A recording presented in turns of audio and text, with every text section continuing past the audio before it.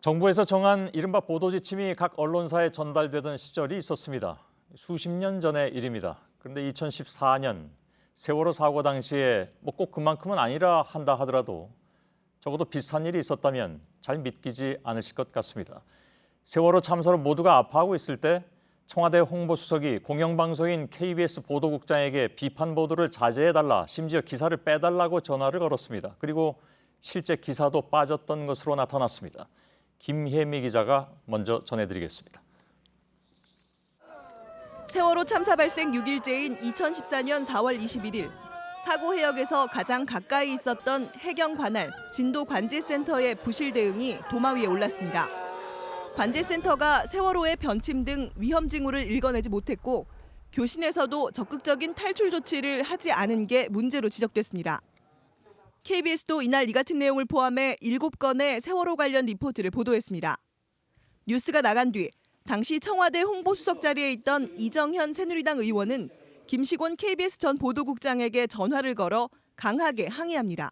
지금 9시 뉴스에 지금 해경이 잘못한 것처럼 그런 식으로 내고 있잖아요. 그렇게 이 해경하고 정부를 이거 두드러 패야지. 그게 맞습니까? 세월호에 탈출 지시를 하지 않았던 해경의 입장을 대변하기도 합니다. 거기서 어떻게 앉아서 뛰어내리라 말해라 그거 잘못해갖고 이 일이 벌어진 것처럼 그렇게 합니까? 공영방송 KBS는 달라야 한다고 지적하며 비판적인 보도를 자제해 줄 것을 노골적으로 요청합니다. 이상한 방송들이 한 번 정도 똑같이 지금 그렇게 몰아가고 있는 것 같아요. 지금은 뭉치가지고 정부가 이걸 극복해 나가야지. 공영방송까지 이렇게 짓밟아가지고. 당시 KBS는 세월호 보도와 관련해 시민단체들로부터 비판이 제기되고 있던 상황. 솔직히 우리만큼 많이 도와준 데가 어디 있습니까, 솔직히. 그래도 지금 이렇게 준비할 때 좀 극적으로 좀 도와주십시오, 극적으로. 10여일 후 해경에 대한 비난 여론이 다시 한번 들끓습니다. 세월호 참사 당일과 다음 날 오전 이른바 골든타임에 해경의 통제로 해군이 구조 작업에 투입되지 못했다는 사실이 드러나면서입니다. 이 전 수석은 다시 한번 김 전 국장에게 전화를 겁니다.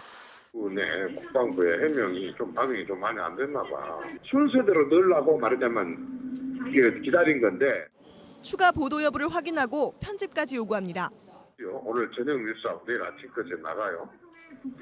일단은 9까지 나가죠. 뉴스에 한번 편집했을 거야. 좀 바꾸면 안 될까 이게. 편집 방향도 구체적으로 주문합니다. 아예 그냥 다른 걸 대체를 좀 해주든지 아니면 한다면은 말만 바꾸면 되니까 한 번만 더 녹음 좀 한 번만 더 해주시오. 이 전 수석이 부탁하는 배경엔 여론만 있었던 건 아니었습니다. 필요면 또 대장이 KBS로 오늘 봤네. 한 번만 더 해주시오. 그리고 이날 재방송이 예정돼 있던 세월호 관련 보도 8건 중 골든타임의 허비를 지적한 기사는 빠졌습니다. 세월호에 탑승했던 수많은 국민들의 생명이 위기에 처했는데 국가는 진실을 은폐하기에 급급했습니다.